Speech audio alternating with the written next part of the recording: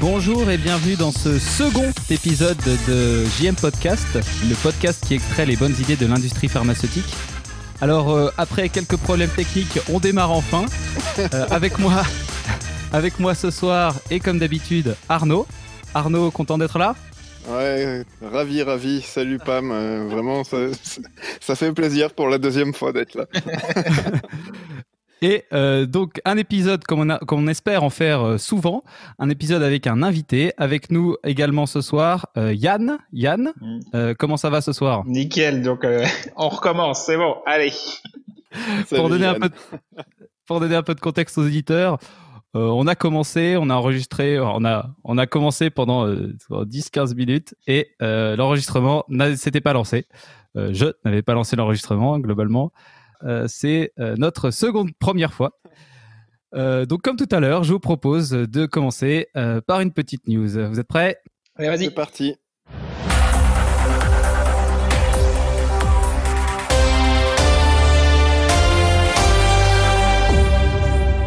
Alors vous connaissez maintenant le sujet, je sais pas, enfin vous en avez entendu parler partout dans les journaux. Je vais vous parler ce soir des masques. Alors on en entend parler à tort et à travers. Comme j'avais dit, j'ai pas trouvé de fact-check sur cette histoire de masques en vente dans les supermarchés. Alors du coup, on va faire un petit rappel sur les masques, etc. Donc, je vais quand même vous reposer la question histoire de dire, est-ce que vous savez ce que ça veut dire FFP ? Moi, je dirais comme ça, au hasard, face, filter, particules. Filtering face piece particles. Un masque qui filtre les particules, quoi. Waouh. Vous êtes vraiment fort, exactement. Donc, ces masques sont décrits par la norme EN 149. Donc, j'ai mis le nez dedans et j'ai été voir. Donc, il y en a 3 types. Donc, les FFP 1, 2 et 3. Ces 3 masques sont effectivement des filtres à particules. Donc, le FFP1 filtre 80% des particules et le FFP3 99,95%. Alors, comme vous le savez, le masque FFP1 ne protège pas contre les maladies. Il faut mettre un FFP2 pour être protégé efficacement contre les infections. Cependant, vous protégez les autres, quel que soit votre type de masque. Et c'est le principe du masque chirurgical. Donc, le masque chirurgical va donc empêcher vos particules de se propager sur les autres. Fait intéressant aussi, que j'avais pas dit tout à l'heure d'ailleurs, vous avez déjà remarqué sur les masques FFP2 une petite soupape. Oui. Du coup, ceux qui en ont déjà porté, ils ont des petites soupapes parfois et parfois non. Eh bien, quand on a une petite soupape, on ne protège pas les autres contre les émissions de particules. Car du coup, la soupape est fermée quand on inspire, donc on inspire à travers le masque pour filtrer les particules, tandis que lorsqu'on expire, la soupape s'ouvre pour faciliter l'expulsion d'air, mais du coup ne retient plus les particules. Donc on perd ce petit avantage de protection des autres avec la petite soupape. Du coup, quand on est malade, vaut mieux avoir un filtre sans soupape. Et rester chez soi. Ah non mais du coup c'est bien qu'on ait recommencé l'enregistrement puisque tu nous as pas dit ça tout à l'heure et c'est vachement intéressant en fait. Comme quoi on en apprend. Donc Arnaud, tu as une petite anecdote d'urologue, c'est ça ? Ouais, alors non, il y en a qui l'ont sûrement déjà vu, hein. Moi, j'ai vu ça sur les réseaux sociaux, des urologues qui ont fait l'analogie entre les masques chirurgicaux et donc le port de pantalon.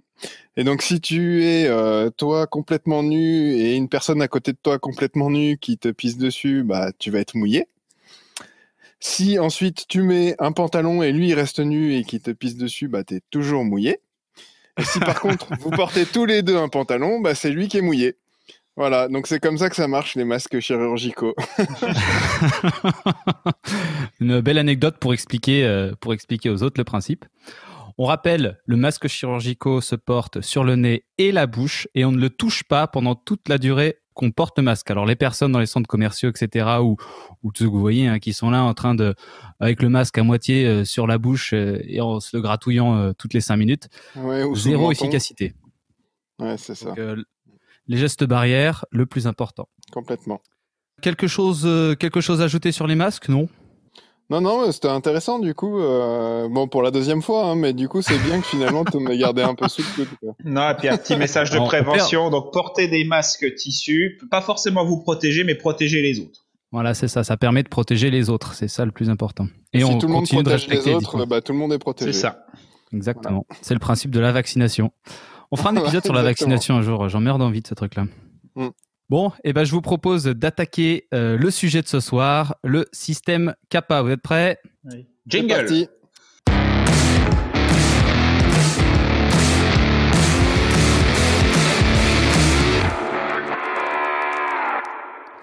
Alors ce soir, on va parler du système Kappa. Le système Kappa avec Yann. Yann, on a travaillé plusieurs années ensemble. Et donc, tu m'avais dit que tu avais mis avec plus ou moins de succès, plusieurs systèmes Kappa en place. Alors Yann, est-ce que tu peux te présenter pour nos auditeurs? Du coup, oui, donc je m'appelle Yann Duban, donc j'ai 32 ans. Je suis pharmacien et depuis la fin de mes études, j'ai eu la majorité de postes au sein de la production et aujourd'hui, je suis responsable de production. Donc, une forte orientation production plutôt que qualité étant pharmacien, c'est un profil intéressant. C'est plutôt pour ça d'ailleurs on t'a invité ce soir pour parler des Kappa parce que c'est assez, je trouve, inhabituel. Du coup, pour situer un peu le contexte, du coup, je vais te présenter ou te représenter à toi et puis en rediscuter avec Arnaud. Du coup, de ma vision en fait du système Kappa et déjà pourquoi un système Kappa existe. Et ça expliquera un peu, comme tu dis, comment que c'est vrai que généralement les responsables de production en fait ont une sensibilité, je pense, un peu moindre par rapport au système Kappa. Du coup, ce qu'il faut pour moi, donc là c'est ma vision, vous m'arrêtez pour partager, hein, c'est un échange le but, mais je vais vous présenter ma vision du système Kappa.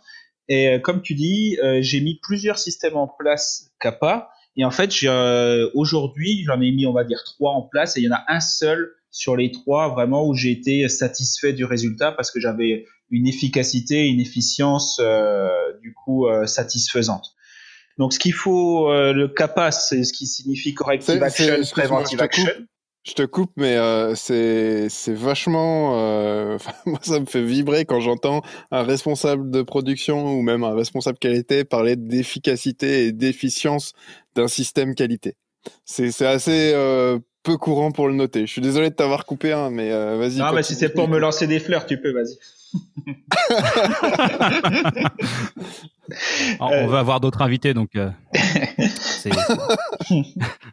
et du coup en fait donc les systèmes Kappa, donc Corrective Action, Preventive Action, donc un système qui sert à mettre en place des actions correctives et préventives.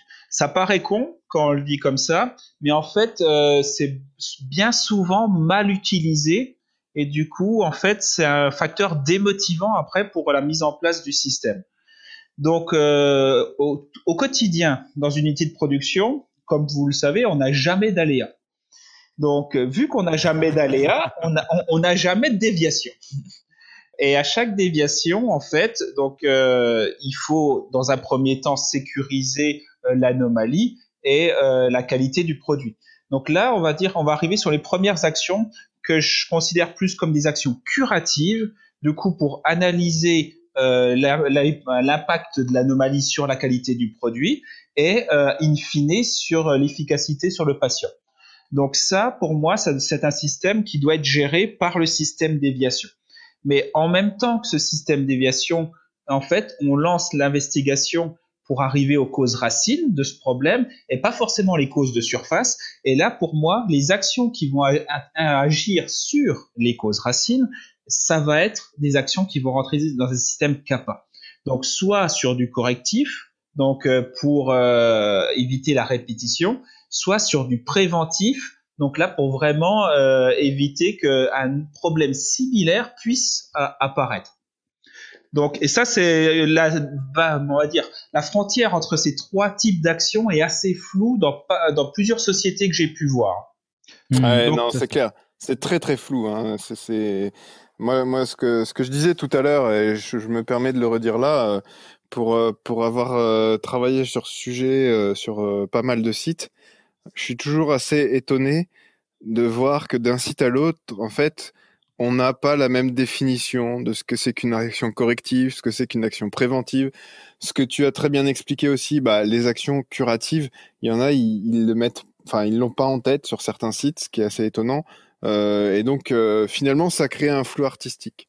Et je me permets de continuer avant de te rendre la parole. Pour moi, il y a un quatrième type d'action qui est pas du tout ou très peu représenté. Ce que j'appelle, c'est les actions qui améliorent la détectabilité. Parce que des fois, ton problème, t'as beau avoir la cause racine, tu peux pas le régler, ou les actions pour le régler seraient trop compliquées, ou alors tu as des causes probables, et donc tu sais pas si tu vas trouver une bonne capa pour éviter qu'il se reproduise, mais tu peux peut-être améliorer sa détectabilité.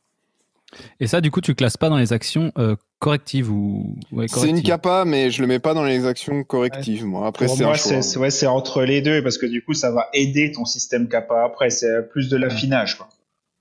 Ça ne va pas arranger le problème, mais du coup, ça va te permettre de diminuer les conséquences, quoi. Voilà.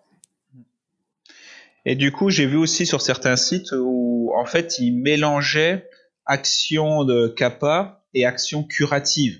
Et du coup, ça, comme je vous disais, c'est une catastrophe pour les systèmes capa, parce qu'en fait, les gens font des actions, on leur dit il faut faire de la capa pour faire plaisir à la qualité, juste pour faire de la capa, et en fait, c'est pas de la capa, on travaille pas sur la répétabilité, la fréquence des incidents ou la survenue. Du coup, au final, les gens, c'est un puits sans fond. Ils en font, mais du coup, ils ont pas le sens, ils voient pas pourquoi, et en plus, ça améliore pas la situation. Donc, il faut vraiment faire attention entre les actions curatives et les actions correctives et préventives, parce que ça peut vite démotiver du coup les responsables d'équipe ou les managers de prod. Et alors, les sensibilisations, tu les mets dans quelle catégorie? Pour moi, c'est du curatif. Ouais. C'est pas du correctif parce que tu travailles pas sur la cause racine. Ta formation initiale à un processus, on va dire les IPC par exemple, en fait, au lieu de faire une sensibilisation aux IPC, tu ferais une formation de base sur les IPC en parlant de la pharmacopée et en donnant un peu de sens à ce que les gens font. Et du coup, je trouve que c'est beaucoup plus efficace. Et ça, pour moi, c'est une action de capa. Ouais, non, mais c'est vrai que moi, je trouve ça fou le nombre de CAPA, de sensibilisation, et donc de CAPA, donc d'actions qui sont dans le système CAPA, de sensibilisation, quoi. C'est exactement ce que je te dis. Et puis du coup, ça décourage les gens parce qu'en fait, t'as beau sensibiliser, si t'as pas donné le sens et l'explication aux personnes, ils vont refaire l'erreur. Et alors, Yann, en tant que responsable de production, déjà, ton discours d'introduction était vraiment pas habituel pour un responsable de production. Donc, qu'est-ce qui t'a donné cette volonté de t'impliquer dans le système CAPA? Du coup, en fait, en tant que responsable de production, on nous demande de produire plus. Si on est sur des sites avec des volumes en progression, donc c'est plutôt une bonne nouvelle, on nous demande de produire plus. Par contre, on a toujours en fait, les contraintes de l'effectif. Et en fait, produire plus avec plus d'effectifs, c'est pas forcément pour moi un esprit de producteur. En fait, on doit travailler pour produire plus avec un ISO effectif. Et là, on montre une vraie performance. Et du coup, là, on va dire, on pourrait augmenter les capacités de production, les vitesses de prod, mais on arrive sur le débat avec la qualité au détriment de la qualité. Donc, en fait, la voie que j'ai choisie, c'est de travailler sur les gaspillages. Et un des premiers gaspillages qu'on a pu identifier, c'est les déviations récurrentes. J'ai déjà vu des 40 déviations sur une année sur un seul sujet, du coup, et qui monopolise les équipes qualité, qui monopolise les équipes de production, surtout l'encadrement. Et après, ça détourne l'encadrement de sa fonction principale, qui est d'accompagner les opérationnels. Donc, en fait, en travaillant avec un système CAPA qui va me permettre de diminuer ma fréquence d'anomalies, en fait, je vais pouvoir libérer du temps. Donc, je vais travailler sur le gaspillage des actions inutiles et en fait, je vais pouvoir réinvestir ce temps dans l'accompagnement des opérationnels. Et du coup, ça, je l'ai même prouvé, tu l'as vu avec moi, en fait, on peut augmenter l'efficacité et ça augmente la productivité directement. Et en fait, c'est un cercle vertueux parce que du coup, ce temps que je génère, après, je le réinvestis en formation et du coup, je peux avoir vraiment une base plus solide sur mon effectif. Et en fait, si tu veux, c'est dans la vision productivité que, en fait, je me suis servi du système CAPA et pas comme une contrainte. C'est la voie du bon du premier coup, quoi. C'est ça. Qu'est-ce que tu entends, Arnaud, par bon du premier coup? C'est l'idée qui pour moi devrait être au centre de toute démarche de culture qualité. C'est pour moi le bon du premier coup, c'est la rencontre entre la qualité et la performance, quoi. C'est réduire les gaspillages, tu produis plus avec les mêmes effectifs et en même temps, tu fais de la qualité. Fiabiliser son processus pour pouvoir du coup Exactement. produire plus. Et son processus, pas forcément que le processus de prod, quoi. C'est le principe de la marche en avant. Tous les processus. La marche Voilà, on ne exactement. revient pas en arrière, du coup on gagne du temps. Et le temps, c'est de l'argent. Et du coup, Yann, selon toi, pourquoi, qu'est-ce qui fait que les responsables de production en général sont pas autant tournés vers le système Kappa? Bah en fait, il y a plusieurs choses qui sont pas forcément attirés par le système Kappa. Une des premières choses, je pense que c'est parce qu'on travaille sur des actions qui vont éviter quelque chose. Du coup, en fait, on va pas travailler sur quelque chose qui va avoir un résultat immédiat. On va travailler sur quelque chose qui va diminuer quelque chose d'autre. Du coup, en fait, on n'a pas un gain. Ça, c'est intéressant. On n'a pas un gain immédiat. Et du coup, en fait, si on n'a pas de gain immédiat, visualiser l'intérêt de travailler là-dessus est beaucoup plus flou. Le deuxième point, je pense, c'est un système qui appartient à tout le monde, mais qui appartient à personne. Donc tout le monde dit chacun a ses CAPA, chacun doit travailler sur ses CAPA, mais qui c'est qui gère le système, qui c'est qui définit le truc? Ah bah c'est personne. Et du coup au final, si c'est à personne, il n'y a pas d'enjeu, il n'y a pas d'objectif, et du coup il n'y a pas de résultat. Je suis pas d'accord avec toi parce que quand tu dis que c'est à personne, si quand même le système Kappa, il est toujours managé par la qualité. Ah, pas forcément. Alors là, c'est moi qui suis pas d'accord avec toi. C'est managé par la qualité, mais tu vois, dans mon expérience passée, où on travaillait ensemble, si c'est pas moi qui l'avais mis en place, la qualité l'aurait pas mis en place. Pour moi, la qualité dans le système Kappa, son rôle principal, je dirais, c'est et encore, hein, si on fait bon du premier coup, même dans les Kappa, ça le diminue, mais c'est de vérifier que on a bien les éléments. Donc les éléments de preuve de réalisation des CAPA, des choses comme ça, en cas d'inspection en fait. Et donc c'est là où la qualité va approuver la CAPA en amont, dire cette CAPA elle est en accord avec notre système qualité. Et puis en aval, c'est bon, on a bien tous les éléments pour dire qu'on a fait la CAPA comme il faut. Moi je vois plus l'assurance qualité comme en fait un donneur de tempo. Donc là c'est vraiment le coach. Et en fait, ils vont être avec nous, ils vont nous aider, ils vont dire, là, du coup, il faut qu'on travaille dessus, instaurer une dynamique. C'est vraiment eux qui vont insuffler, du coup, la dynamique du système. Ils vont être en coach pour les personnes qui vont faire les actions. Et c'est là la valeur ajoutée de l'assurance qualité, c'est d'aider les autres à faire leur action. Et comme ça, tout le monde y gagne. Ouais, non, c'est clair. Enfin, je suis complètement d'accord avec ce que tu viens de dire. Là où je suis moins d'accord, c'est que, en fait, dans les faits, et là, je pense que tu vas être d'accord avec moi, dans les faits, c'est rarement comme ça. C'est rarement comme ça, effectivement. C'est un peu dommage. Et du coup, dans les faits, c'est plutôt, je contrôle en amont et je contrôle en aval, quoi. Ouais, c'est ça. Mais on veut de la CAPA pour de la CAPA. Ouais. Mais et tu vois, c'est ce que je retiens de ce qu'a dit Yann. Un truc super intéressant, c'est que la qualité, elle a un but pour les CAPA, tandis que la production, d'après ce que tu as dit, elle ne voit pas le but des CAPA. Donc c'est pour ça qu'au final, la qualité va pousser pour que les CAPA soient faites, parce que du coup, leur but, c'est que quand il y aura une inspection, on aura quelque chose à dire à l'inspecteur. Du coup, tandis que la production, elle, c'est oh là là, la qualité a dit qu'il fallait en faire, donc on va en faire, quoi. Et ils ont pas forcément de but. Alors que du coup, avec ton approche, Yann, tu leur dis, en faisant des CAPA, vous allez voir, vous allez augmenter votre productivité et du coup, vous allez rendre vos responsables au final heureux, hein. Au final, c'est pour, ça travaille un peu pour ça, hein. Heureux. Et donc, c'est comme ça que tu peux arriver à motiver ton équipe. C'est ça. Et puis du coup, en fait, je pense aussi il y a les freins, c'est la mauvaise utilisation d'un système CAPA. Et ça, c'est le premier système que j'ai mis en place. Si tu veux, je faisais des actions CAPA en curatif. Du coup, je maîtrisais pas assez le système. Les gens en fait, ils voient pas l'objectif, ils voient pas l'intérêt. Du coup, ça les décourage. Et puis, comme disait Arnaud, c'est qu'un système CAPA pour un producteur, on peut vivre sans. Parce qu'en fait, si on a plus de déviations, on met plus de ressources en qualité pour gérer les déviations. Ça n'empêche pas d'arrêter les lignes.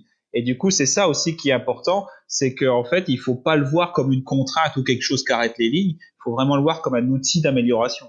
Mais c'est intéressant parce qu'en fait, le système CAPA, au final, Pourquoi est-ce que, et puis alors on parle des producteurs, hein, mais on aurait pu parler de la maintenance, on aurait pu parler même du QC. Hein. Au final, sur les sites, c'est souvent la qualité qui va prendre le lead parce que les autres le prennent pas. Mais pourquoi est-ce que c'est comme ça? En fait, le système CAPA, il est interconnecté avec d'autres systèmes et c'est un peu comme une baignoire quoi, qu'on vient remplir. On a la baignoire des déviations en amont, si je prends la partie déviation. Et puis, quand on va la vider, on va aller remplir la baignoire des CAPA. Tout le débat sur une déviation égale une CAPA, etc. Ça, on en discutera peut-être tout à l'heure. Mais c'est vrai que du coup, on ouvre des fois des CAPA à tort et à travers. Donc, ça fait perdre du sens pour les producteurs ou pour la maintenance ou pour voilà, parce qu'il faut une CAPA. Il faut une CAPA. On a une déviation, il faut une CAPA. Et des fois, elles sont pas pertinentes, mais comme il faut une CAPA, on en rajoute une. Du coup, tu fais perdre le sens aux équipes de pourquoi est-ce qu'on fait ça. Et puis, en plus, l'autre élément, c'est que, et ça c'est important, c'est que les déviations comme la production, c'est des activités court terme. C'est là, on va libérer des lots. Il faut qu'on libère des lots. Les déviations, ça va bloquer les lots. La production, si on produit pas, on peut pas sortir le lot. Les CAPA, c'est du moyen terme. Et ça ne pas bloqué par ces échéances court terme. Et donc, sur beaucoup de sites, le moyen terme, il est un peu mis de côté. Et c'est comme ça qu'on se retrouve avec des backlogs de CAPA inimaginables, quoi. Et puis, tu sais, Arnaud, on avait travaillé ensemble sur le sujet commun aussi. On peut pas mettre un système CAPA en place efficace si l'activité de routine et l'activité de déviation est pas sous contrôle. Parce que si ça déborde de tous les côtés, tu vas revenir rajouter quelque chose en plus dans la charge des gens et en fait ils accepteront pas du tout, quoi. Moi, c'est clair qu'un client qui me dit est-ce que vous pouvez m'aider à piloter votre système CAPA, j'aurais tendance à répondre on va déjà aller mettre en place le pilotage sur les déviations et puis après on ira s'attaquer au CAPA. T'as complètement raison, quoi. Et alors comment on peut faire selon vous pour arriver à avoir des CAPA plus efficaces et pas faire des actions pour des actions? Pour moi, la règle d'or, c'est il faut qu'il y ait une structure définie avec des règles claires pour tout le monde. Qui fait quoi, comment, combien, quand, et il faut qu'il y ait c'est vraiment des échanges parce qu'en fait, faire une CAPA tout seul dans son coin, c'est dommage. En fait, la CAPA, c'est aussi l'occasion de se réunir pour faire un brainstorming et du coup de trouver des actions vraiment efficaces et pertinentes, quoi. Donc c'est vraiment donner du sens aux actions, quoi. C'est exactement ça, des actions pertinentes. Et moi, le cœur du sujet, il est là. Les actions pertinentes, c'est ce qui manque en fait. On met des actions qui sont pas pertinentes. Tiens, les actions, combien de fois on voit des actions, c'est modifier la procédure. Ouais, mais est-ce que modifier la procédure, ça va vraiment empêcher ton problème de revenir? Tout à l'heure, on parlait de la sensibilisation, mais il y en a d'autres, hein. Il y a, alors moi, j'avais fait quelques catégories comme ça, mais bon, il y a les règles. Il y a qu'à Faucon. Faudrait fonctionner comme ça. Voilà, ok. Ok. Il faut qu'on fonctionne comme ça. Des cas, ça paraît irréel hein, quand je le dis, mais il y a sur des sites, tu vois, l'intitulé de la CAPA, c'est il faut faire nos contrôles de pesée comme ça. Ça, c'est la CAPA. Oui, mais en action, on fait quoi? Donc voilà, ça, c'est pas pertinent. Celle-là, elle est fermée quand, un cette document action tout seul dans mon coin. T'as alors les CAPA, les paix dans le monde, quoi. Ah, ça serait bien si on était comme ça, la paix dans le monde, tu vois. Enfin, non mais les paix dans le monde. La Miss France de la CAPA, quoi. Non mais c'est ça. Et en fait, à un moment donné, comme dans le dernier épisode, on a ramené ça au all-in. Mais à un moment donné, les actions pertinentes, c'est quoi? C'est des anti-erreurs, c'est des poka-yoke, des détrompeurs, on appelle ça comme on veut, des contrôles, des andons, des contrôles automatiques pour tout ce qui est détectabilité. Ou alors si tu modifies vraiment quelque chose avec un accompagnement des gens. Mais du coup, une vraie CAPA, c'est pas facile à mettre en œuvre. Mais si on veut qu'elle soit pertinente, il faut vraiment se creuser la tête. Et je reviens à ce que je disais tout à l'heure. Les CAPA, si on prend le process déviation, ça arrive en bout de course du process déviation. Vous savez, ce fameux process où on a 30 jours pour clôturer une déviation et où on va définir la kappa dans les 2 derniers jours. Mais comment vous voulez qu'on fasse une kappa pertinente? C'est pas possible. Et comme tu dis, combien de kappa j'ai eu à réaliser, modifier la procédure pour rajouter une information qui sera pas utilisée. Aïe, aïe, aïe. Et parce que c'est facile, c'est la kappa facile.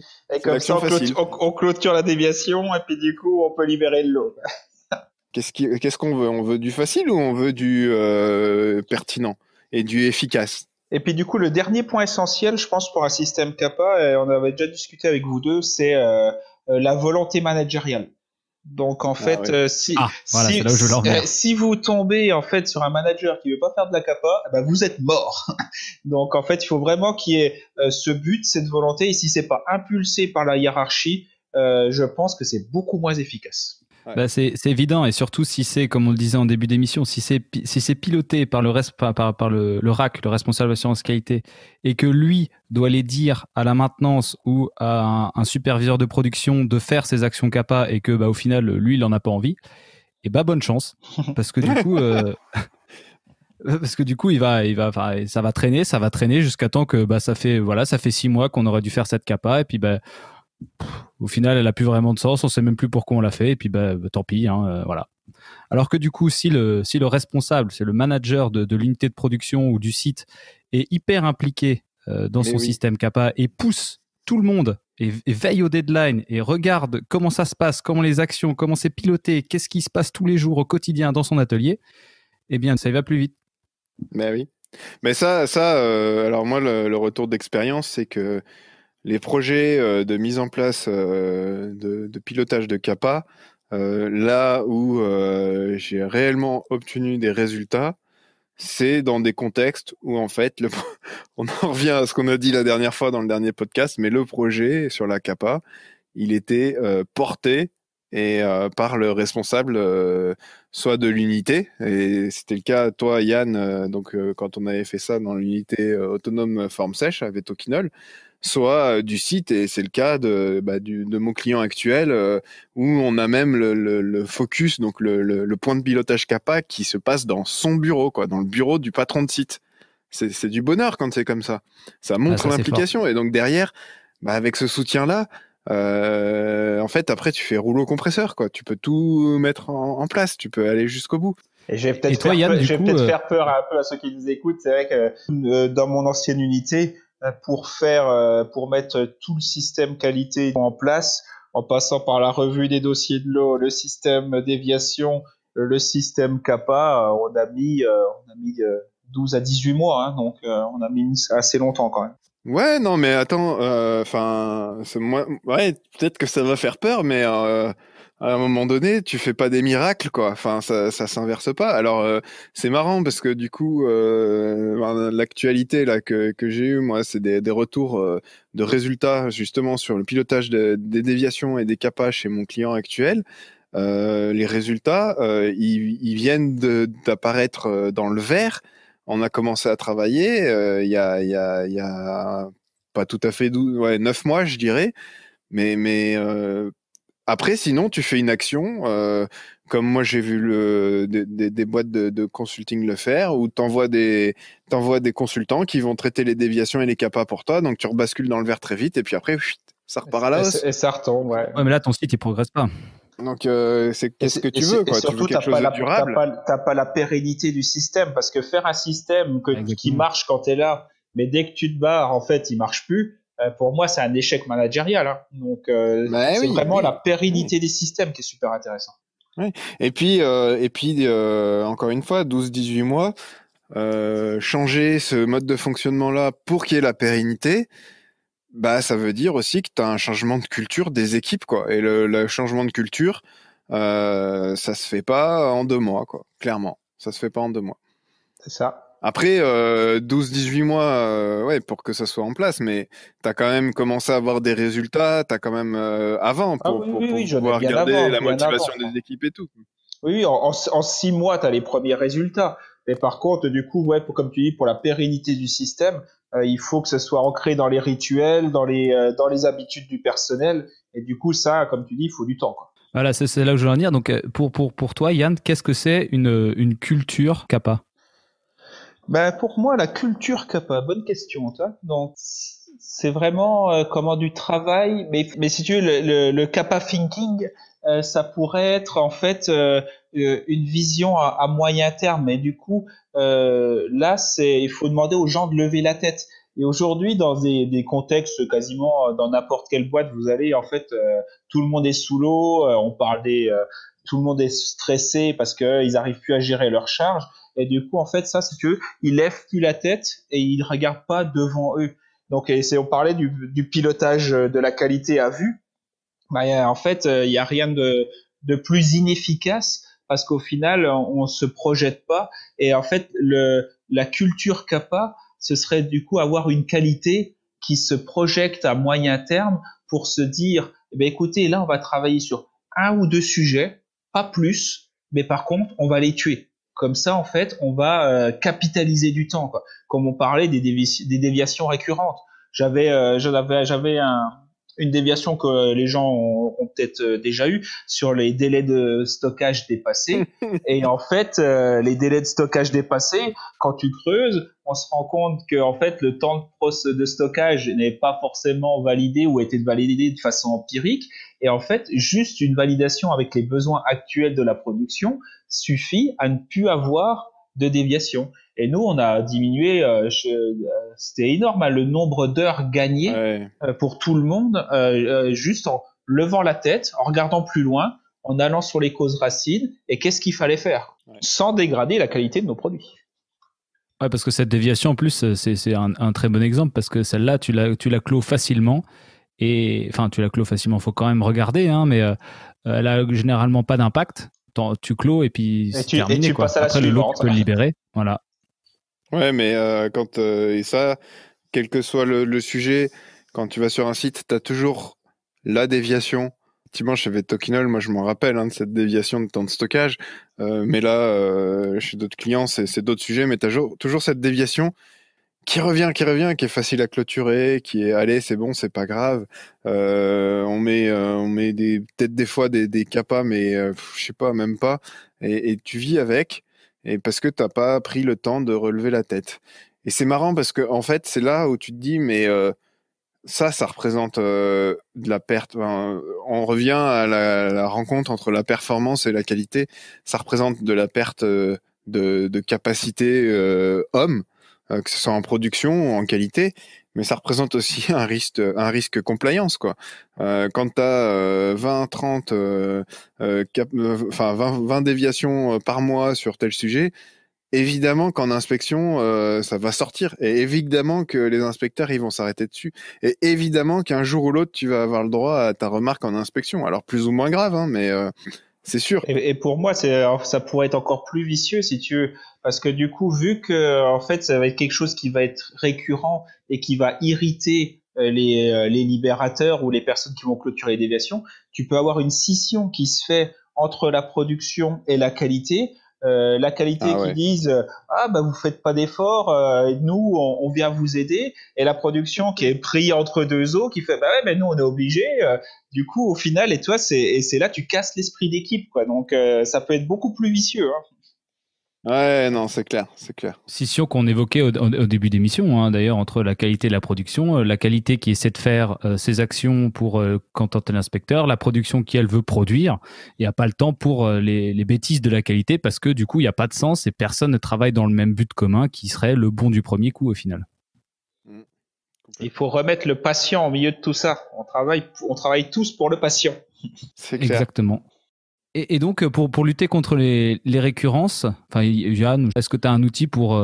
Sur les récurrences, mais après, il faut déjà avoir un bon système de catégorisation de tes déviations. Et du coup, une des choses aussi qu'on voit souvent, c'est que le titre de la déviation est jamais le même. Donc après, pour filtrer et puis faire une analyse fine de tes causes, c'est plus compliqué. Donc il faut avoir une catégorisation de ta déviation pour avoir dans ton suivi mensuel ou un suivi annuel, en fait, la définition avec un Pareto, et je veux dire, faire une matrice impact-difficulté par rapport à tes problèmes, et du coup dire les problèmes qui sont faciles à traiter et qui sont pas complexes, et ben du coup ceux-là on va mettre une action kappa dessus pour les tuer, quoi, pour avoir un quick win si tu veux, quoi. Et oui, catégorisation efficace, diagramme de Pareto, catégorisation des actions, c'est exactement ça. C'est ce que tu disais, Arnaud, tout à l'heure, sur définir correctement rôle et responsabilité plus objectif, ça roule, quoi. Mais en fait, il y a aussi un autre point, c'est, ça rejoint un peu ce que tu disais, le Pareto, il faut le faire, et ça c'est jamais fait, ou très rarement sur les sites, au moins tous les 6 mois, tu reprends tes déviations. Et ça va de pair avec, j'ouvre pas une capa pour chaque déviation. Parce que si tu ouvres une capa pour chaque déviation, il y a des déviations où on peut accepter de prendre le risque qu'elles reviennent. Je veux dire, tu as un événement qui a peu de gravité, c'est la première fois que ça se produit et que tu as une très bonne détectabilité, un bon moyen de détection. Bon, bah, ok, and so what, quoi, j'ai envie de dire. Et du coup, bah, pourquoi mettre une capa là-dessus? Si ça revient, ça a très peu de gravité, quoi. Et tu le redétecteras. Et puis, si ça revient trop souvent, bah, que ça devient pénible, là, ça va rentrer dans la récurrence. Donc oui, ok, là, tu vas aller chercher plus loin. Et malgré tout, donc ces événements-là vont peut-être être isolés. Et quand tu vas reprendre ton portefeuille déviation sur 6 mois, tu vas peut-être te rendre compte qu'en fait, derrière ces événements isolés, il y a une espèce de récurrence. Et cette analyse, il faut la faire, quoi. Et alors, du coup, dans l'évaluation de la criticité de tes déviations, t'inclus ou pas alors la détectabilité? Si tu fais un Pareto tous les 6 mois? Ah ben moi, tu l'inclus. Tu l'inclus. Enfin, le sujet est différent. La criticité d'une déviation, tu inclus la détectabilité. Maintenant, c'est pas parce que tu l'inclus que tu vas forcément faire ou pas faire une capa selon la détectabilité, quoi. Après, quand j'étais manager d'unité, ce que je gérais, c'était plutôt les ratios. Tu vois, on avait les situations à risque qualité, qu'on appelait les QQ ou QCCP. Et en fait, je regardais mon ratio, combien j'ai eu de QQ ou QCCP, combien j'ai eu de déviation. Donc comme ça, plus j'ai de signaux faibles, on va dire, plus j'ai de risque d'avoir une déviation. Et après, dans mon nombre de déviations, je regardais sur mes déviations, dans combien de déviations j'ai ouvert une capa. Et après, comme disait Arnaud, je visais pas le 100%. Si j'étais entre 33 et 50%, je considérais ça acceptable parce que tu as plein de petites actions qui vont pas t'engorger le système. Et bien sûr, dans ces actions, tu en auras une grosse qui sera plus compliquée à gérer. Mais toi, le ratio que j'avais, c'était ça à peu près, allez, on va dire entre 25 et 50% des cas de déviation. Ça dépendait de la criticité. On ouvrait une action capa. Ouais, clairement. Ouais, il y a un sujet, moi, qui j'aimerais bien avoir ton avis, Yann, parce que en fait, derrière, pourquoi est-ce que le sujet Kappa est aujourd'hui est un vrai sujet pour les sites? C'est que souvent, alors surtout dans les grands groupes, mais on a ce fameux indicateur, les Kappa hors délai. D'accord, on suit les kappas hors délai, les kappas hors délai. Alors dans les grands groupes, tous les mois, t'envoies ton nombre de kappas hors délai. Dans les petites structures, ça dépend. Des fois, il y en a qui le regardent pas trop, et puis tous les 2 ans, on se dit oh là là, j'ai je sais pas combien de kappas hors délai. Ok, bref. Et puis il y en a quand même qui le suivent. Et du coup, derrière, c'est comment tu fais pour définir une date de fin de kappa pertinente aussi, parce que c'est bien beau de définir une capa pertinente, mais il y a aussi sur la date d'engagement, quoi. Comment tu définis cette date? Donc, premièrement, tu vois, pour définir la date, il faut pas moi, je la définis jamais tout seul. Donc, parce que en fait, si tu as une bonne investigation, du coup, à brainstorming avec plusieurs personnes, il faut bien définir tes actions. Et une fois que tu as défini tes actions, je veux dire, 90% du temps, les gens sont trop optimistes sur le délai. Ils mettent un délai de réalisation, donc qui est juste, mais par contre, ils incluent pas dedans la routine, les aléas, et du coup, on est tout le temps en retard. Donc, ce que je faisais, généralement, je définissais un délai de réalisation, bon, combien de temps il me faut pour faire l'action, et généralement, je rajoutais un pourcentage, si tu veux, de sécurité, on va dire, pour être sûr que, en fait, l'action soit réalisée. On m'en voudra pas d'avoir réalisé l'action en avance. Par contre, on m'en voudra d'avoir réalisé l'action en retard. Donc après, c'est Oui. au manager aussi de jauger Si la personne vous dit je vais faire l'action là dans un an, non, on peut pas accepter, c'est pas acceptable, je suis d'accord. Mais par contre, il faut se battre parce que les gens sont trop optimistes. Ah, je vais le faire demain. Ah, c'est la meilleure façon pour que ce soit pas fait, quoi. Parce qu'il va y avoir 50 000 ennuis dans la journée qui fait que tu n'auras pas le temps de le faire. Ouais. Et ta matrice difficulté impact, elle pourrait pas aider à établir les délais? Ça peut te donner une catégorisation, une impact difficulté. Ce qu'on avait fait, on avait défini avec l'impact difficulté 4 catégories d'actions, des actions qui peuvent être traitées dans la quinzaine, des actions qui sont au mois, à 2 mois et puis à 6 mois. Et c'est vrai que l'impact difficulté va t'aider à déjà catégoriser dans quelle tranche tu la mets. Et après, dans la tranche, tu as le facteur humain qu'il faut pas qu'il soit trop optimiste. Ouais, alors ça, c'est vachement intéressant, cette matrice impact difficulté, parce qu'effectivement, tu vas pouvoir voir, en gros, tu vas prioriser en fonction de l'impact et de la difficulté. C'est très bien.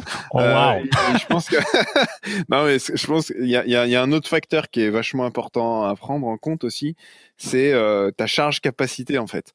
C'est ouais, t'as une action qui est pas difficile à faire, qui est, enfin, ça rejoint ce que tu disais d'ailleurs, hein. Elle est pas difficile à faire, elle va avoir un bon impact, mais j'ai déjà une capacité à 0 sur ce mois-ci parce que en fait je suis déjà ultra chargé. T'es déjà full à rien 200%. rajouter dans ce mois.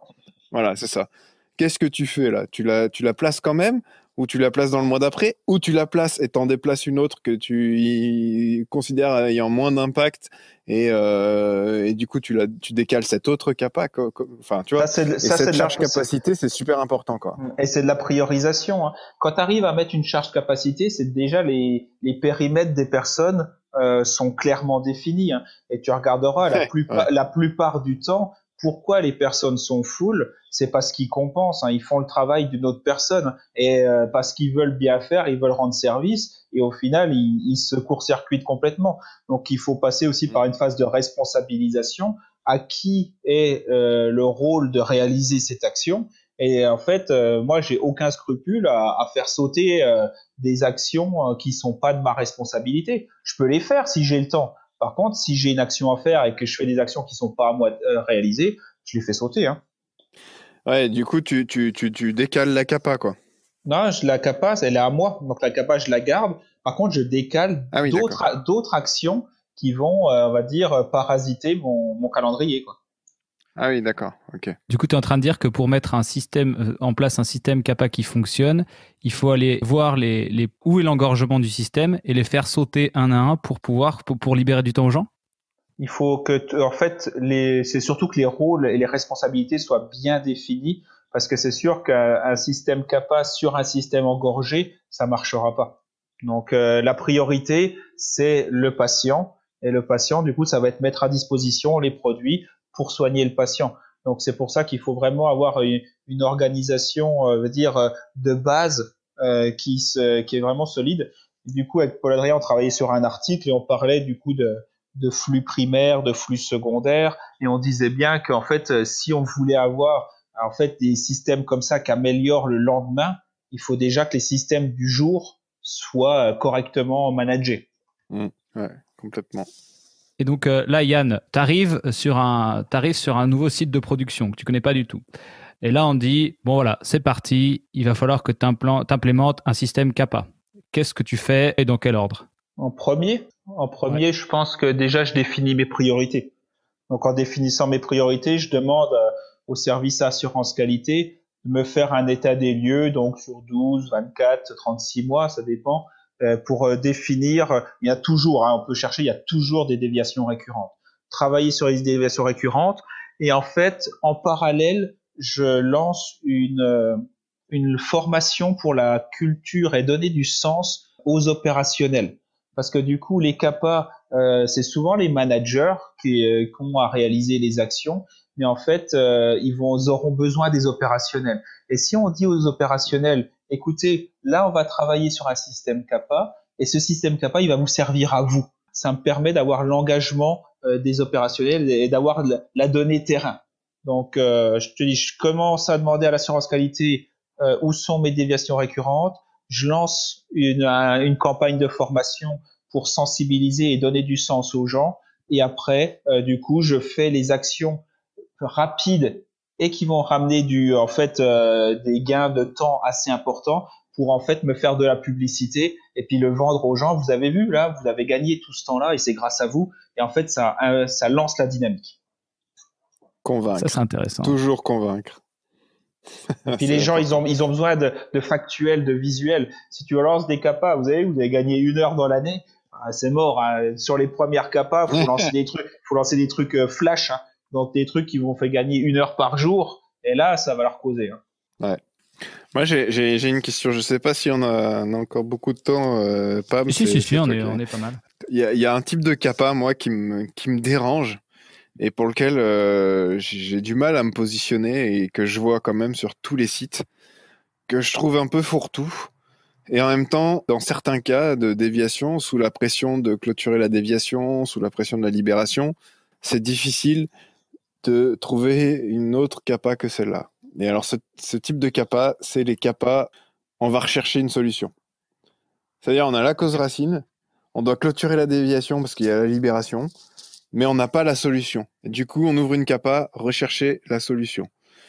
Je trouve ça vraiment, je trouve que c'est creux comme CAPA, tant que tel, et souvent, c'est la porte ouverte à, en fait, on fait rien du tout parce que si t'as pas un système de pilotage de CAPA en place, bah cette CAPA, ça va être la première CAPA qui va déborder, quoi.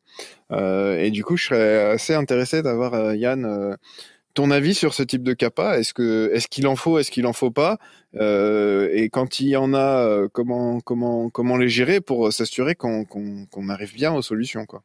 Mais c'est intéressant parce que du coup, je m'étais posé la question là et je pense que ces CAPA, on en a besoin.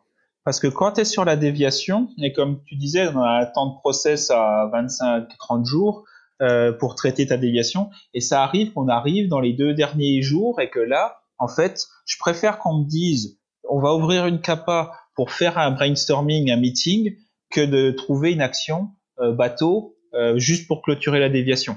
Et par contre, ce qu'on a mis en place pour justement pas qu'elle soit zappée au prochain mois, c'est qu'avec les rituels CAPA qu'on faisait tous les 15 jours, si tu veux, on avait 1 heure de bloqué dans l'agenda, mais en fait, dans ton rituel, t'avais en 10 minutes, un quart d'heure, c'était bouclé. Donc, on gardait le temps qui restait justement pour ces brainstorming sur les sujets où on n'avait pas eu le temps de se poser. D'accord. Intéressant. Moi, j'ai déjà vu ça sur un site ou deux. Qu'est-ce que vous pensez de ne pas clôturer la déviation tant que les CAPA sont pas terminés? Bah, si ton client n'est pas livré, à mon avis, c'est pas efficace. Donc moi, je préférerais clôturer la déviation, sachant qu'il y a un plan d'action qui est ouvert derrière, mais mettre à disposition mon produit pour mon patient. Après, c'est la loi du business, hein. On peut faire ça, ne pas libérer le lot du temps que la CAPA est pas finie, mais ça va rajouter un stress et une obligation de résultat sans forcément avoir une obligation d'efficacité. Non, mais ça, alors moi pour le coup, moi je me permets de donner mon avis, mais clôturer la déviation si la CAPA elle est fermée, j'ai vu des sites fonctionner comme ça. Ça reste quand même assez rare, mais là tu te tires une balle dans le pied. Et c'est pas ça la règle, la déviation. Il y a deux axes dans ta déviation. Il y a limiter, éliminer, réduire le risque sur ton produit pour pouvoir garantir sa libération, et identifier les causes pour pouvoir faire en sorte que ta déviation ne revienne plus. Une fois que tu as limité ou réduit ou éliminé les risques et que tu as tes causes, bon, bah, ton produit, tu peux le libérer. Donc, si tu empêches ton produit, la libération de ton produit parce que tu n'as pas mené l'action pour que le problème ne revienne pas et que tu n'as pas eu le temps, bah, tu te tires une balle dans le pied. Après, peut-être que tu peux mettre une action, si c'est un problème qui est important, qui peut impacter tous tes autres lots, tu peux peut-être mettre une action immédiate, rapide, simple à faire. Je sais pas, un mode dégradé ou une surveillance particulière, en attendant d'avoir mis en place ta vraie CAPA, quoi. Par contre, non, mais je suis d'accord avec toi. l'idée est bonne sur les actions qui sont rapides à réaliser. On parlait du coup des actions qui peuvent être réglées dans la quinzaine. En fait, là, l'idée serait bonne quand on a ce type d'action, on dit, eh ben, écoutez, là, vu que c'est une action rapide et plutôt simple, eh ben, du coup, on clôturera pas la déviation si l'action est pas réalisée. Là, s'il y a une synergie entre la difficulté de réalisation et la déviation, ça pourrait être intéressant. Et puis mettre un travail d'équipe en place, ça pourrait être intéressant dans ce cas-là. Mais faut pas que sur une CAPA qu'il faut 6 mois à régler, on te laisse 25 jours. Là, il faut pas le mettre. Je suis d'accord. Non, c'est clair. Et donc pour tous nos amis responsables de site, responsables de production, etc. Donc quels avantages ils auraient à retirer de mettre en place un système CAPA sur leur site ou sur leurs ateliers? Donc moi, le premier que je vois, c'est vraiment la robustesse du système d'assurance qualité. Parce que si on a un bon système CAPA, en fait, on va avoir nos qualiticiens qui vont travailler sur des déviations qui seront vraiment à valeur ajoutée, où on aura la valeur complète du qualiticien. Et en fait, il sera plus parasité par plein de petits sujets où justement, là, pour moi, il n'a pas de valeur ajoutée. Ça va aussi amener une anticipation. Du coup, et là, on a déjà vu aussi des déviations planifiées. Vu qu'on connaît le sujet, on sait qu'il y a des actions en cours, on sait quand le sujet va revenir et on anticipe et on gagne en efficacité. Le temps gagné, on disait, hein, ça c'est indubitable. Hein, du coup, j'ai vraiment libéré énormément de temps à mon équipe qualité. Et du coup, l'équipe qualité que j'avais avant, j'avais les discours classiques, on n'est pas assez pour gérer, il faut embaucher plus. Et à la fin, on arrivait à tourner limite avec un responsable en moins. Donc, c'était vraiment flagrant. Faire plus avec autant, comme je t'avais dit. Hein, donc, au final, on avait réussi à ramener la formation qui a été un peu mise de côté parce que la formation, c'est un peu la capa du système qualité des fois. Donc, on avait ramené la formation et c'était les qualiticiens qui formaient les opérateurs avant qu'il y ait un souci. Donc, les sensibilisations qu'on parlait, ben là, on faisait pas des sensibilisations, là, on faisait de la proaction. Donc, c'était encore mieux. Et puis, vraiment, la collaboration entre l'assurance qualité et la production. Parce que plus vous envoyez vos qualiticiens sur le terrain sans qu'il y ait d'anomalie, plus les opérateurs, quand ils les verront, ils se diront pas, ah, qu'est-ce qu'on a encore fait? Et il y a un problème. La police. Ouais, moi, je me bats pour que les qualiticiens aillent sur le terrain sans qu'il y ait de problème. Parce que sinon, après, les gens vont associer, en fait, le visage des qualiticiens à un problème. Donc, ça va pas le faire, quoi. Dégager du temps à la qualité pour faire ce qui compte réellement, quoi. Accompagner le terrain et investir sur l'homme. C'est tellement primordial, quoi. Ouais, mais du coup, ça passe souvent en second, ça. C'est dommage, hein. Et est-ce que tu aurais un conseil pour ceux qui aimeraient s'investir dans un système CAPA, donc par exemple pour un responsable de prod ou un responsable de site? Donc un conseil que je pourrais leur donner, donc je dirais qu'il faut qu'ils soient convaincus. Donc la première chose, si pour mes collègues responsables, du coup si vous n'êtes pas convaincu du système, ne vous lancez pas dedans. Donc sinon ça va être une contrainte et vécu comme une contrainte. Donnez du sens aux personnes, c'est aussi primordial. Ça paraît simple hein, comme je dis ça, hein, mais c'est vraiment complexe de trouver les mots pour de coup emmener tout le monde. Et après, il faut vraiment être là pour être le chef d'orchestre sur le lancement, pour impulser cette dynamique et en fait être intransigeant hein, donc sur la présence aux réunions, sur la fiabilité des dates de réalisation. Du coup, pour lancer ce rituel, parce que le deuxième système que j'avais mis en place, ça marchait bien quand j'étais là, et puis le jour où je suis parti, en fait, c'est tombé à l'eau parce que c'est moi qui pilotait le système et qui manageait le système. Là, le dernier que j'ai mis en place, ça a l'air de toujours fonctionner. Donc, même si je suis plus là, donc c'est plutôt encourageant. Moi, j'en ai un petit aussi de conseil. J'invite tous les responsables de site ou les responsables d'UA ou d'unité autonome ou de production d'aller voir demain, là, si vous m'écoutez, demain, vous renseignez quand est-ce que c'est votre prochain point de pilotage CAPA, s'il y en a un déjà, et vous y allez pour voir un petit peu comment ça se passe. Déjà, ça vous dira quand même pas mal, ça vous donnera quand même pas mal la situation dans laquelle vous êtes, et ça vous permettra de prendre conscience qu'il y a peut-être quelque chose à faire sur ce sujet, quoi. Ouais, et comme tu dis, déjà peut-être aller se renseigner s'il y a un point de pilotage ou pas. Moi j'ai un conseil aussi qui rejoint ce que tu viens de dire.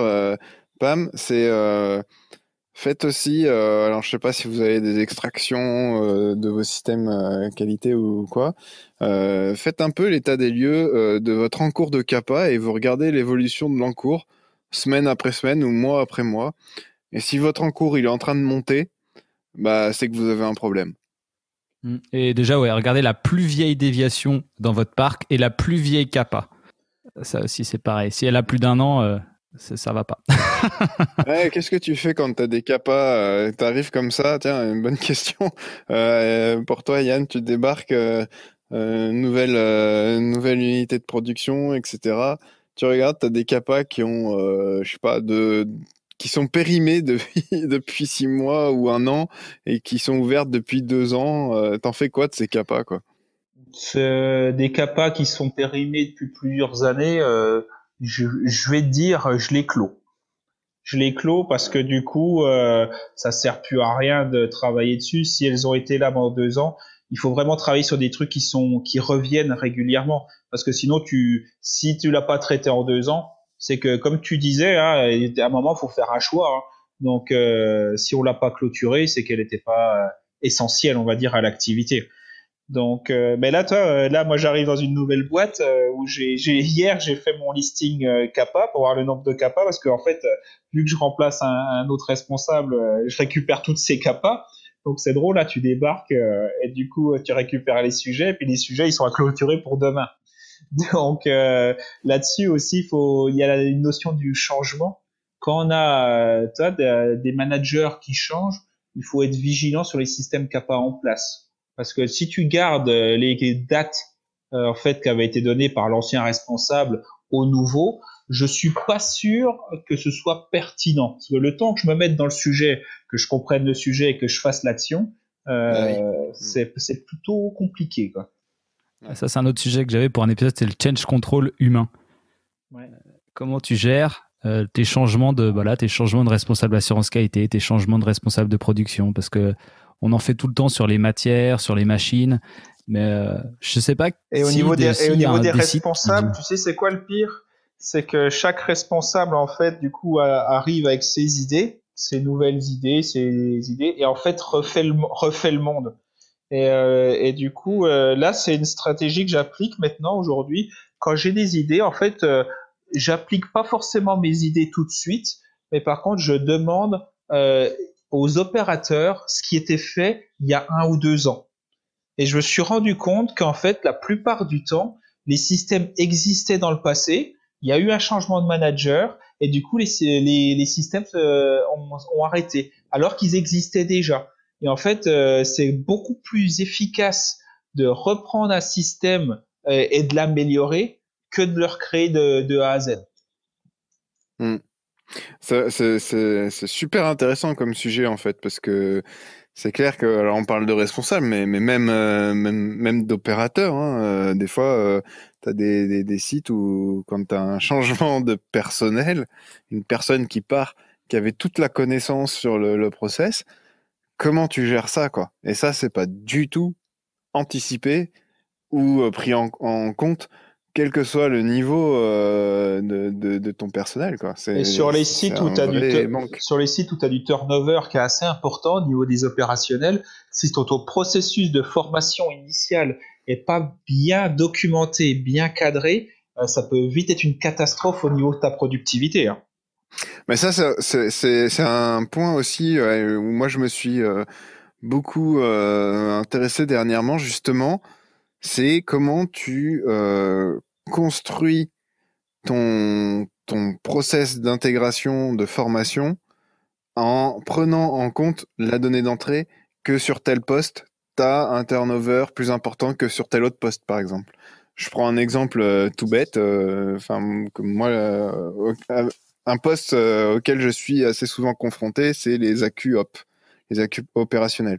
Souvent, qui sont des jeunes pharmaciens qui ont soit quelques années d'expérience, soit même qui sortent des études. C'est des postes qui tournent assez vite. Hein. Tu fais 1 an, 2 ans, et puis après, hop, tu t'en vas. Ou alors, des fois 3 ans. Et donc, sur un poste comme ça, en fait, il faut que tu construises ton système qualité, ton système de formation et tout ça derrière qui anticipe et tu te dises, OK, ça va tourner. C'est mon champ de contrainte, c'est qu'il va y avoir un changement de personne tous les 2 ans.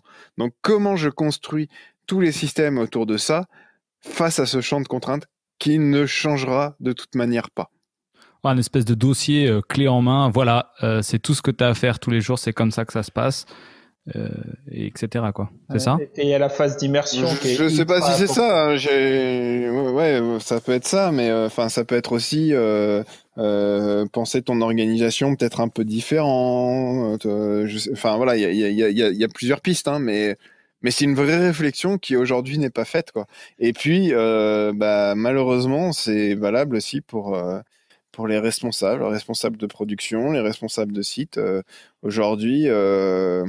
En fait, même sur des postes comme ça tourne quand même beaucoup, quoi. Et comme tu disais, Yann, et attention, messieurs, avec les générations qui arrivent aujourd'hui, qui veulent énormément de sens, si on balance les personnes sur les postes, justement, leur disant, t'es payé pour ça, maintenant démerde-toi, ils vont partir. Donc là, ils vont pas rester 2 ans, là, ils vont rester 2 mois. Et c'est eux qui vont mettre fin à leur période d'essai. Donc là, ça sera d'autant plus important. C'est très clair. Franchement, c'est clair. Et cette robustesse du management de l'entreprise, on peut faire l'analogie avec les gouvernements qui changent tous les 5 ans. Hein. C'est un peu exactement pareil. C'est exactement pareil. Comment alors là, pour le coup, moi, j'ai aucune idée, hein, mais comment tu peux faire pour assurer une continuité, même avec les changements de responsables, de prod, de directeur de site, de responsable qualité, quand chacun veut mettre sa propre patte, et c'est normal en même temps. Hein. Ouais, mais après, du coup, en fait, t'adaptes le gâteau au moule, c'est-à-dire que si tout ton environnement il est solide et que tout le monde connaît ce qu'il fait et est impliqué dans ce qu'il fait, la personne elle va se mettre directement dedans si tout fonctionne. En fait, si c'est pas cassé, y a rien à réparer, quoi. Oui, mais si je te dis demain, Yann, tu viens travailler sur mon site en tant que responsable de prod. Par contre, tu vas voir, et c'est vrai, tout fonctionne très bien, tout roule très bien. T'as juste à gérer le quotidien, aucun challenge. Est-ce que tu vas venir? Je vais m'ennuyer. Je vais m'ennuyer. Je vais pas venir. Voilà. Ça dépend des personnes. Après. Ouais. Non, c'est beaucoup plus intéressant. Moi, je trouve que c'est intéressant d'avoir justement cette possibilité de mettre en place des choses parce que l'industrie pharmaceutique évolue. Donc, en fait, il va falloir qu'on amène, nous, notre vision qui est plutôt jeune, du coup, sur ces systèmes de management, ces systèmes de pilotage. Et du coup, et vous verrez, dans 10 ans, dans 10-20 ans, par contre, il faudra qu'on capitalise sur les nouvelles recrues pour que eux, ils amènent du coup cette évolution. C'est enregistré, Yann. On te repassera l'extrait dans 10-20 ans. Bon, messieurs, est-ce que vous avez encore... Arnaud, est-ce que tu as encore des questions pour Yann ? Non, je pense qu'au final, on a fait un peu le tour au travers de tous ces échanges des différentes questions que je m'étais notées. Autour, les CAPA, recherche de solutions, les dates de fin, etc. Non, c'était très intéressant, super discussion, vraiment intéressant. Ce qu'il faut garder pour mes amis producteurs, du coup, c'est que le système CAPA va vous apporter de la productivité et va faire monter vos points de TRS. Du coup, n'ayez pas peur, en fait, d'aller sur de la CAPA. Sur mes lignes de production, dans mon unité avant, j'ai gagné au moins 5 points de TRS en lien à l'organisation et aussi au CAPA. Et du coup, je sais que ça porte ses résultats. Et si vous voulez produire plus avec autant et montrer une vraie performance industrielle, en fait, ce sera un très bon outil pour la robustesse de vos procédés. Très belle conclusion, Yann. Je suis totalement d'accord. Je mettrais peut-être un truc qui est dit là-dedans en titre. Bon, Yann, j'espère que tu t'es bien amusé. Tu reviendras peut-être pour un autre sujet ? Ah bah oui, moi j'adore échanger sur des sujets comme ça à plusieurs pour partager justement des points de vue, des expériences. C'est vraiment super intéressant. Puis je te remercie de m'avoir convié du coup à ce podcast. Du coup, première pour moi. Donc, n'hésite pas à me solliciter si tu veux parler d'autres sujets, management, tout ça. Je serais vraiment heureux de venir échanger avec toi. Et Arnaud aussi. C'était un plaisir. Ouais, c'était un plaisir, carrément. Donc Arnaud, où est-ce qu'on nous retrouve si vous voulez nous écouter ? Pour nous écouter sur toutes les plateformes de podcast, maintenant ça y est, tout ça c'est bien en place. Le podcast il est aussi diffusé sur YouTube, je dirais une semaine après les plateformes de podcast. Et puis après, comme d'habitude, suivez-nous sur LinkedIn, abonnez-vous à la chaîne YouTube, abonnez-vous au podcast. On partage des tips, on partage des astuces et des visions sur l'industrie pharmaceutique avec des intervenants passionnants comme aujourd'hui avec Yann. Extrêmement bien résumé, j'ai rien à rajouter. Allez, merci et bonne soirée, bonne journée à tous. Allez, à merci, plus. Bonne soirée, salut.